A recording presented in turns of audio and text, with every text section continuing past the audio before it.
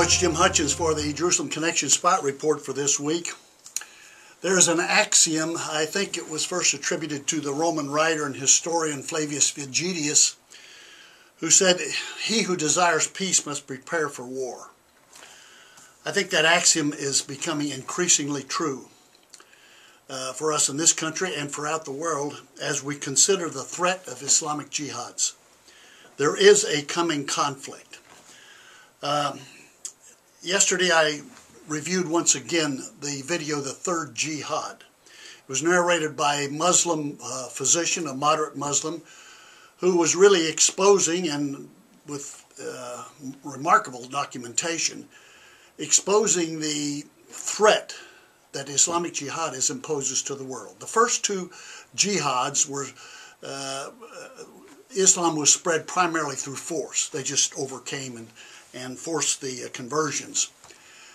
This jihad, the third jihad, will use force when it can, but in the case of Western Europe and the United States, they're not able to overthrow them by military means, but more subversively, they will use their own rights, for example, in our country, the freedom of speech and freedom of religion, to come in and exploit our freedoms and impose Sharia law on them. Now, if our government sees that as a threat, we have no indication of that, virtually none. If the media does, they're totally silent on that. Their silence is scandalous in my view. But this is happening, and it will increase, I'm persuaded. In the video, Bernard Lewis, the expert on Islam, said, for all practical purpose, Europe is Muslim, as of now, and will increasingly be so. But more specifically for our purposes, there is a fixation of Islam and of jihadist Islam upon Israel. Just this past week, there was an article written by Ali Reza Forkhani. He is an Iranian politician. He is an official closely tied to the supreme leader Ayatollah Ali Khamenei. And he said this: Iran must attack Israel by 2014.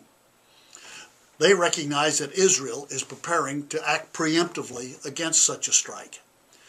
And they're recognizing that they have to do it. And he goes on to say this. He claims that Tehran is capable of annihilating Israel within less than 9 minutes using its present arsenal. Now, may I say, that is an existential threat to the very survival of Israel. They recognize that, and they will do something about it, and I'm persuaded that they have the capability to neutralize the nuclear capability of Iran. I'm sure that they can do that. We could do that. Whether we have the will to do that, I'm not sure. But they have the will to do that because they recognize that their survival is at stake. As a matter of fact, they say, Forkhani said in his article, this is the final annihilation of Israel's people. So conflict is coming. It's inevitable. It's not a matter of if, but when. Now, what do we do as far as Christians are concerned about this? Well, certainly there are actions that we take to forestall this. But I think the scriptures give us a clear indication from Jesus' words, for example, in Luke chapter 21, verses 28 through 36, where he says, when you see these things beginning to take place, stand up, lift up your heads, because your redemption is drawing near. He says, even so, when you see these things happening, you know that the kingdom of God is near. And then he says this. This is a remarkable statement. Be always on the watch. Be intent. Be fervent in your watch. Be discerning.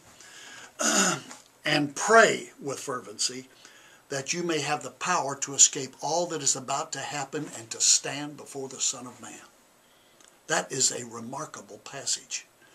And I would say to you, Jesus didn't say for us to do that if he didn't fully intend to answer that prayer. Pray that you may have the power to escape all that is about to happen and to stand before the Son of Man. Conflict is coming. It's inevitable. But so is the kingdom of God coming with power and great glory. So until next week, Od Ki Yavo Shiloh, until Messiah comes, Shalom Aleichem.